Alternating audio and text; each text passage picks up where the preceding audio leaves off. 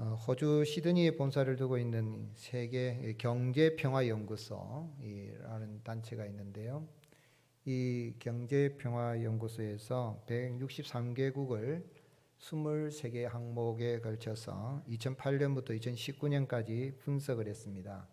뭐를 분석했냐면 세계 평화도 지수, 그러니까 각 나라마다 이 평화도 지수가 어떻게 되는가 비교를 해서 평화지수가 제일 높은 나라부터 시작해서 쭉 이렇게 열거를 했는데, 한국은 몇 위가 되겠습니까? 55위라 그래요. 55위. 작년에는 2021년에는 57위라고 그럽니다. 57번째로 이 평화지수가 이렇게 높은 나라다.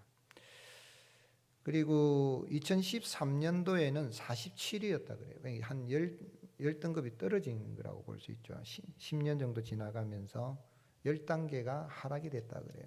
뭐 이런 거는 뭐 지수를 조사하는 기준에 따라 좀 차이가 있겠지만은, 문제는 경제가 대한민국이 세계 몇 위권이라 그러죠? 10위권이라 그래요. 그런데 삶의 질은, 평화는 늘 불안하다는 거죠. 요즘은 더 그게 심각한 것 같아요. 세계 이런 전쟁, 러시아와 우크라이나 전쟁에다가 북한에서 막 계속 미사일을 쏴대니까 참 마음이 불안하죠. 그래서 경제는 세계적으로 보면 정말 풍성한 그런 삶을 살고 있습니다. 우리가 어렵다 하지만은, 그러나 이 삶의 질과 평화는 갈수록 하락하고 있다는 것이죠. 인류가 시작한 이래 이 전쟁의 소문은 그치지 않습니다. 참 평화의 길이 참 요원하다 할 수 있겠는데, 첫사람 아담과 하와의 가정에 형이 동생을 쳐 죽인 사건 이후에 가정에서부터 평화가 깨지게 되고, 또 나라와 민족, 사람들이 모인 곳에 평화보다는 갈등과 분열과 다툼과 싸움과 민족과 국가 간의 전쟁이 참 이 역사 속에서 계속 이어져 오고 있는 것을 볼 때에 적어도 평균 1년에 한 번은 큰 전쟁들이 있었던 것으로 이렇게 데이터가 나올 정도로 이 인류 지구촌 시대에 전쟁의 소식이 그치지 않죠. 과연 개인이나 또는 가정이나 또 민족, 국가 이런 가운데서 정말 싸움이 없고 평화롭게 행복한 삶을 살아갈 수 있는 길이 무엇이냐 하는 것입니다. 오늘 읽은 말씀을 보면 다윗에게 욕설과 저주를 퍼부었던 시므이가 이 왕이 이제 황궁을 하는 다윗을 맞으러 옵니다. 또 무비보셋의 재산을 가로챘던 시바, 그도 자기 아들들하고 종들을 데리고 이제 다윗을 영접하기 위해서 요단강을 건너갑니다. 그리고 이제 왕 앞에 엎드려서 막 용서를 구하는데, 아비새라는 이 다윗의 조카입니다. 장수가 전날에도 저 왕을 저주하고 있는데 이제는 저 죽여야 됩니다. 그래서 여호와의 기름 부으심 받은 왕을 저주하였으니까 죽여야 됩니다 라고 하는데, 다윗이 오늘 내가 이스라엘 왕이 된 날인데 죽일 수 없다 하면서 시므이를 죽이지 않습니다. 자, 여기서 우리 생각해 볼 수 있어요. 왜 하나님은 이 다윗의 마음을 감동하셔서 여호와의 기름 부음 받은 왕을 저주한 자를 죽이지 않게 하십니까? 율법에 보게 되면 여호와의 기름 부음 받은 자를 저주하는 것은 죽음에 해당하는 그런 죄입니다. 죽여야만이 또 다윗의 왕권도 세워지게 되고 왕의 권위가 세워지게 되겠지요. 그런데 죽이지 않게 하시는 이유가 뭘까요? 하나님이 세우신 왕을 저주하는 자를 당연히 죽여서 왕권도 확립되게 하고 다윗을 통해서 세우고자 하는 하나님의 나라가 아주 굳건하게 세워가게 그렇게 하셔야 되는데, 심의 아주 교활하죠. 아주 이런 기회주의자고 교활하고 심의를 죽이지 않고, 또 심지어 이 무비보셋의 종이었던 시바도 우리가 읽지 않았으면 뒤에 가면은 그도 오히려 살려주는 이런 모습을 보는데, 과연 이 본문 속에서 어떻게 하면 싸움과 다툼이 없이 우리가 참 평화롭고 행복한 삶을 살아갈 수 있는 길을 우리가 알 수가 있겠습니까? 여호와 하나님께서 다윗의 마음을 감동하셔서 자신을 저주한 이 시므이, 여호와의 기름 부음 받은 자를 저주한 이 시므이를 죽이지 않게 하신 것은 하나님의 나라는 완전한 평화의 나라인 것을 알게 하기 위함인 것입니다. 한번 따라합시다. 하나님의 나라는 완전한 평화의 나라입니다. 그렇죠. 여러분, 세상에도 어느 정도 평화는 유지가 있겠지만 상대적입니다. 그러나 완전한 평화의 나라, 하나님의 나라는 완전한 평화의 나라입니다. 베냐민 집안 시므이는 다윗이 압살롬의 반역으로 신발도 제대로 신지 못하고 막 도망가면서 울면서 도망을 갈 때 뒤에서 먼지를 날리면서 막 욕을 했습니다. 사무엘하 16장 7절 8절에 보게 되면 사악한 자여 사악한 자여, 9번역에는 비루한 자여 비루한 자여 하면서 욕을 하면서 여호와께서 나라를 네 아들 압살롬 손에 넘기셨도다. 보라 너는 피를 흘리는 자다. 그래서 화를 자초했다 하면서 돌을 던지고 먼지를 날리고 쫓아가면서 울면서 도망가는 이 다윗을 저주를 했습니다. 그런데 이제 압살롬이 죽고 난 다음에 다시 왕을 온다면 빨리 도망을 가야지, 그죠? 빨리 도망가는데 도망가는 게 아니라 이 시므이가 예루살렘으로 왕이 돌아온다는 소식을 듣고 이 베냐민 사람 1000명을 이끌고 유다 사람을 데리고 또 시바와 함께 요단강을 건너서 쫓아가서 왕 앞에 나아가서 자신의 죄를 용서해 달라고 하면서 엎드려 빕니다. 그런데 이 시므이를 옆에서 이렇게 왕 옆에 보고 있던 아비새가 죽여야 한다고 그럴 때 다윗이 뭐라고 이야기합니까? 22절 다윗이 이르되 쓰려야 아들들아 내가 너희와 무슨 상관이 있기에 너희가 오늘 나의 뭐가 되느냐? 원수가 되느냐? 오늘 어찌하여 이스라엘 가운데 사람을 죽이겠느냐? 내가 오늘 이스라엘의 왕이 된 것을 내가 알지 못하리요. 그랬습니다. 다윗이 이 시므이를 죽이려는 쓰려야 아들들은 요압과 아비새와 이 아사엘 3명인데 아사엘은 아브넬에게 죽었고 이제 2명이죠. 지금은 요압과 아비새인데 다윗의 조카들입니다. 장수인데 이들을 향해서 너희가 오늘 나의 원수가 되려고 하느냐? 여기 원수라는 말이 여러분 성경을 보시면 각주 일해 가지고 히브리어로 뭐라고 되어 있습니까? 성경을 보십시오. 성경을 보면 각주 일해 가지고 히브리어 사탄이라고 되어 있어요. 오늘 너희가 나의 뭐가 되느냐고 하느냐? 사탄이 되려고 하느냐. 엄청난 이야기죠. 지금 사실 다윗을 힘들게 한 사람을 욕하고 저주한 사람 누굽니까? 시므이잖아요. 근데 아비새는 지금 왕을 위한 사람이에요. 왕을 위해서 왕권을 세우고 왕의 권위를 세우고 그래서 성령의 율법에도 이렇게 여호와의 기름 부음 받은 지도자 왕을 저주한 자는 죽이도록 되어 있기 때문에 당연히 죽이도 되는 거예요. 그런데 그런 아비새를 향하여서 너희가 어찌하여 나의 원수가 되고 하느냐? 너희가 왜 사탄이 되려고 하느냐? 그렇게 이야기를 하는 거예요. 히브리어 이 사탄이라는 말은 이것은 중간에 길을 막는 방해자를 가리킵니다. 참수할 뿐만 아니라 이간질을 하고 중간에서 길을 막는 방해자인데 하나님과 인간 사이의 길을 막을 뿐만 아니라 사람과 사람 사이도 이간질을 해서 막는 일을 하는 게 사탄이 하는 일이라는 거죠. 무슨 이야기입니까? 아비새가 한 말은 분명히 출애굽 22장 28절에 너는 재판장을 모독하지 말며 백성의 지도자를 저주하지 말라 그랬기 때문에 저주하면은 죽여도 될 수 있고 또 죽인다 누가 말하지 못할 겁니다. 그 근거에서 여호와의 기름 부은 바른 이 왕을 저주하는 것은 그는 얼마든지 할 수도 있겠지만은 오늘 이제 왕권이 회복이 되어서 평화의 날이 왔는데 너희가 어찌하여서 이 시므이와 또 나 사이 보면 이스라엘과 나 사이에 이런 사이에 갈라서게 해서 평화를 깨뜨리고 하느냐 그런 의미에서 이 아비새를 향하여서 왜 내 원수가 너희가 사탄이 되려고 하느냐 그렇게 말한 겁니다. 맞는 말이잖아요. 율법에 비추면 맞는 말인데 오히려 사탄이 되려고 하느냐.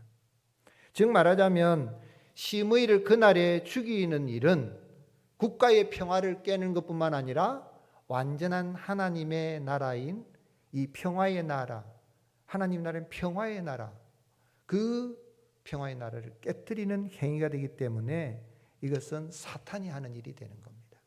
어떻게 하든지 완벽한 평화의 나라를 세워가야 할 책임이 다윗에게 있었던 것이죠.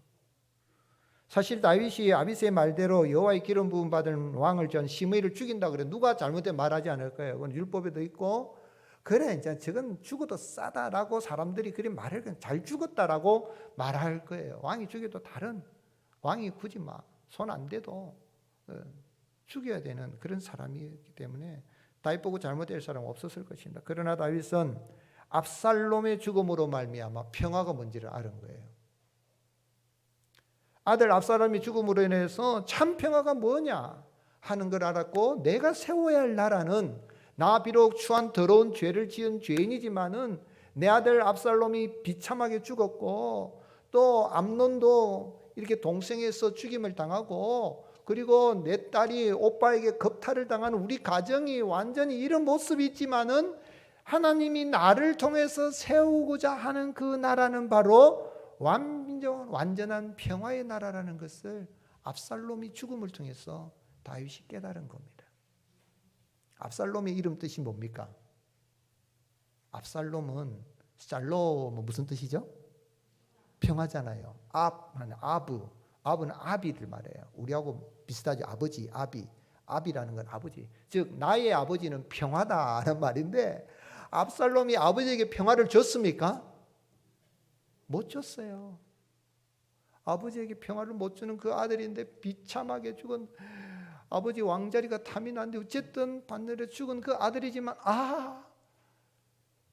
내 마음에 평화를 주지 못한 아들이었지만 그 압살롬의 죽음을 통하여서 내가 정말 세워야 될 하나님이 나를 통해서 세우고자 하는 그 나라는 완전한 평화의 나라다. 그러므로 자기 자신이 봤을 때에 자기 자신 남의 가정을 짓밟아서 우리아야 이 아내 바세바를 취하면서 우리아의 가정 평화를 깨뜨린 이 다윗 그런 가운데서 정말 가정 평화 정말 이 나라를 어떻게 평화롭게 세워가야 되는가 하는 생각을 하면서 이 자신을 저주한 시므이를 죽이지 않는 것은 자신 같은 더러운 죄인도 하나님이 용서하여 주셨는데 나를 좀 저주했다고 시므이를 죽일 이유가 어디 있느냐? 내 아들 압살롬도 나를 대적하고 그랬는데 하면서 오늘은 어떤 날이다? 평화의 날이다. 22절에 다윗이 이르되 이스라엘 아들들아 내가 너희와 무슨 상관이 있기에 너희가 오늘 나의 원수가 되느냐? 오늘 어찌하여 이스라엘 가운데 사람을 죽이겠느냐? 내가 오늘 이스라엘의 왕이 된 것을 내가 알지 못하리. 오늘이 몇 번 나옵니까? 3번이나 나와요. 이 한 구절에 오늘은 어떤 날요? 평화의 날이요. 나 비록 아픈 상처를 가지고 있고 내 아들이 비참하게 죽었고 내 가정이 그럴지라도 시므이가 저주하는 가운데 있지만은 주님이 오늘 우리에게 평화의 날을 주시고 참 평화의 나라 완전한 평화의 나라인 하나님의 나라를 나를 통해서 주신 날인데 오늘 어떻게 사람을 죽이겠느냐. 그를 통하여서 다윗은 참으로 하나님의 나라는 완전한 평화의 나라인 것을 알고 하나님께서는 이 사무엘하를 기록한 기자를 통하여서 그렇게 말씀하고 있는 거죠. 그러기에 시인은 시편 118편에 보면 건축자의 버린 돌이 모퉁이의 머릿돌이 되게 승리하게 하신 주님. 그렇죠. 세상에서는 예수님이 건축자의 버린 돌이 돼가지고 버림받았어요. 그런데 하나님은 그 집에 모퉁이 돌이 하신 그 주님, 그 주님의 은혜. 다윗 사람들이 막 버림받고 아무 힘도 없고 아들까지도 반역을 하고 시므이도 저주하고 하는 이런 가운데 있지만은 모퉁이 돌이 되게 하시고 또 평화의 왕이신 하나님을 대신하여 평화의 나라를 다스릴 때 왕으로 세워주신 그 주님 그 은혜를 생각할 때에 시편 118편 24절에 이 날은 여호와께서 정하신 것이라 이 날에 우리가 즐거워하고 기뻐하리로다. 이 날 어떻게 사람을 죽이십니까? 우리 복음성 있죠. 이 날은 주의 지으신 주의 날일세 기뻐하고 기뻐하며 즐거워하세. 이 날은 주님의 날일세. 이 날은 사망 권세를 깨뜨리신 부활하신 날. 이 날은 성령님이 강림한 날. 이 날은 나 같은 죄인을 구원하신 주님의 날이니 내가 누구를 죽이고 평화를 깨뜨리냐. 그럴 수 없다는 거죠. 오늘 사랑하는 성도 여러분, 완전한 평화의 나라의 왕이신 그 하나님, 다윗을 통하여 이루신 그 하나님 나라에 백성이 되게 하신 그 은혜로 인해서 감사 찬송이 넘치는 복된 삶을 살아갈 수 있기를 주님의 이름으로 축복합니다. 그런데 그 하나님, 완전한 평화의 나라, 하나님이 택하신 다윗을 통하여서 세우신 그 하나님이 사람이 되셔서 이 땅에 평화의 왕으로 오셨습니다. 그분이 누구시죠? 예수 그리스도십니다. 다윗이 심의를 용서해 준 건 오실 예수 그리스도를 예표하고 있는 거죠. 우리 주님이 이 땅에 나실 때 목자들의 천사들이 알려져서 하늘에서 천군 천사들이 이렇게 노래를 부를 때 뭐라고 노래했습니까? 지극히 높은 곳에서는 하나님께 영광이요, 땅에서는 기뻐하심을 입은 사람들 중에 평화로다. 땅에서 기뻐하심을 입은 사람에게 평화가 있습니다. 예수 그리스도를 모르고 하나님 모르는 사람들은 늘 불안하고 초조 긴장 속에 살지만, 땅에서 기뻐하심을 입은 사람, 하나님이 기뻐하신 사람, 다윗과 같이 참 그의 삶을 돌아보면 참 비극이죠. 그러나 하나님의 기뻐하심을 입은 다윗의 마음속에 평화가 임한 것처럼 이 땅에 평화의 왕으로 오신 예수 그리스도를 영접한 그 사람의 마음에는 완전한 평화의 나라가 마음에 임하게 되고 완전한 평화의 나라를 소유하게 되는 것입니다. 그러게 우리 주님은 고난주간 한 주간 예루살렘에 입성하실 때 어떻게 입성하셨습니까? 무엇을 타고 입성하셨습니까? 나귀고 새끼 나귀를 타고 입성하셨는데, 왜요? 하나의 퍼포먼스예요. 예수님은 어떤 분이시라고요? 평화의 왕이시라. 누가복음 19장 38절에 이르되 찬송하리로다 주의 이름으로 오시는 왕이여, 하늘에는 평화요 가장 높은 곳에는 영광이로다. 그런데 평화의 왕으로 오신 예수님을 영접하지 않고 예수님을 십자가에 못 박아 죽일 그 예루살렘의 백성들을 바라보면서 예수님은 바로 이어서 누가복음 19장 42절에 예루살렘아 예루살렘아 너도 평화의 소식을 알았더라면 좋을 뻔했다.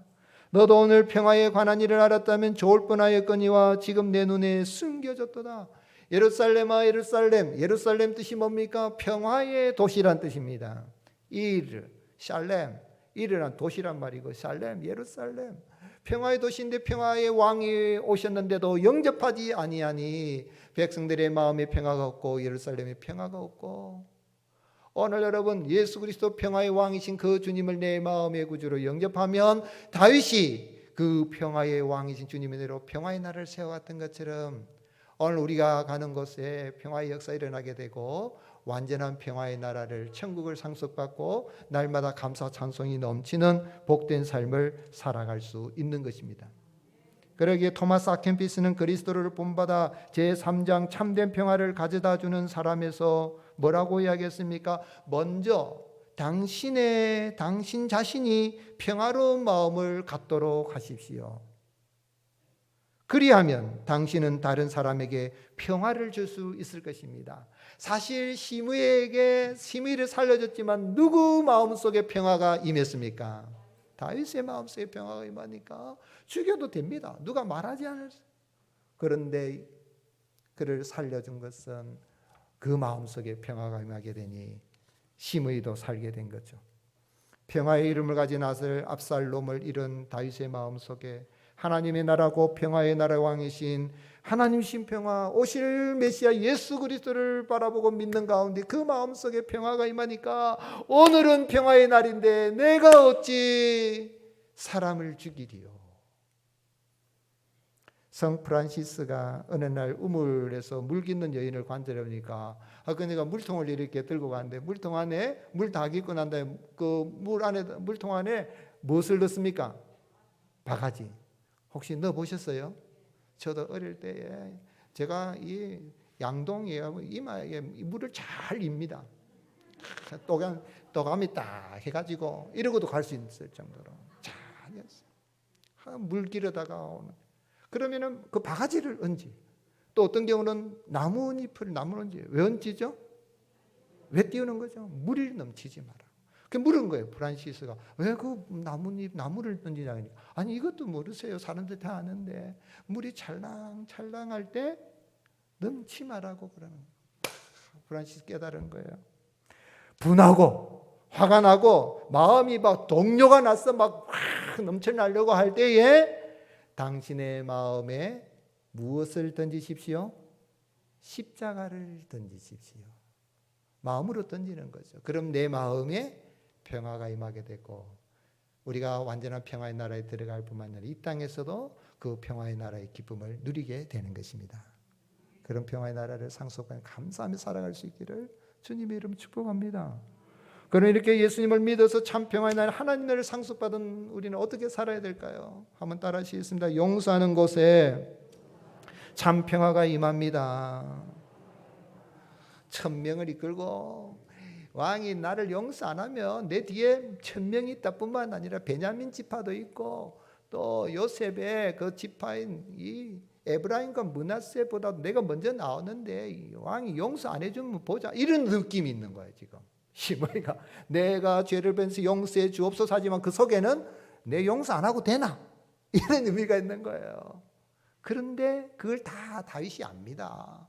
산전, 수전, 우주전, 공중전 다 겪은 다윗인데 다 알지만 어떻게 합니까? 23절에 왕이 시므에게 이르되 네가 죽지 아니하리라. 네가 죽지 아니하리라.